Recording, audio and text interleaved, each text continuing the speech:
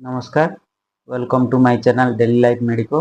आज आम जानू डेंगू ज्वर विषय। प्रथम डेंगू ज्वर विषय जानापी के ब्लड टेस्ट करने पड़ो, जोटा कि आम प्लेटलेट टेस्ट करेंगे। आप सीबीसी टेस्ट कले आहरी भल हम। सीबीसी करेंगे, NS1 डेंगू टेस्ट करेंगे, IgM IgG टेस्ट करेंगे, जो द्वारा कि आम जापर डेंगू अच्छी कि ना। तार जाना सिम्पटम कौन रहा आम जाना डेंगू ज्वर अच्छी।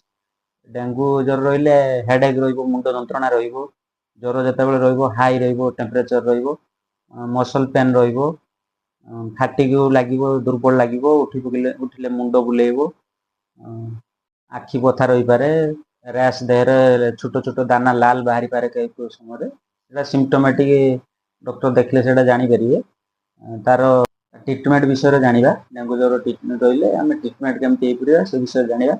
ट्रिटमेंट जदि प्लेटलेट आमर कम रोचे तो सही जगह आम प्लेटलेट बढ़ाई मेडिसिन नहीं पार, जोटा कि डॉक्टर प्रेस्क्राइब करते प्रायतः कारिकापेपे एक्सट्राक्ट 1100 mg ब्रांड नेम कारिपिल 1100, कारिपापा 1100, कारि पाया 1100, प्लाटेंजा भी आम छोट छुआ को जब रोज प्लाटेंजा 100 mg आस, प्लाटेंजा हिमालय कंपनी रोचे प्लाटेंजा 100 mg, प्लाटेंजार सिरप भी आसपारे।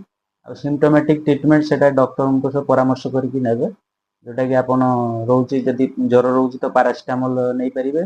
एंटीबायोटिक सिम्पटोमेटिक अनुसार डॉक्सीसाइक्लिन बेस्ट रहिबो, पेंटोबाजल एसिड टैबलेट नहीं पारे। ता सहित विटामिन सी ऐड करेंगे, एनर्जी ड्रिंक, ORS। जदि वीकनेस अधिकार हो सालाइन ने, तार तो सेमती किसी स्पेसिफिक ट्रिटमेंट ना। अधिका ORS पीबे, सालाइन जिते पारे ने, डॉक्टर प्रेस्क्राइब करेंगे जो अनुसार से अनुसार ने।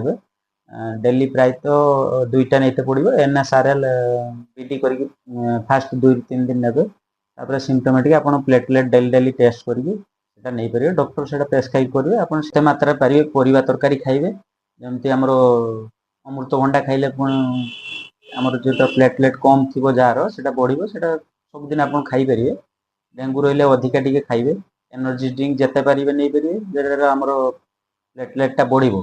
ट्रिटमेंट तो स्पेसिफिक किसी ना, जिते पारे एनर्जी ड्रिंक ने, ORS जिते पारे पीबे। लाइक कमेंट शेयर करूँ। आगामी टॉपिक रे आम अलग आलोचना करूँ। नमस्कार।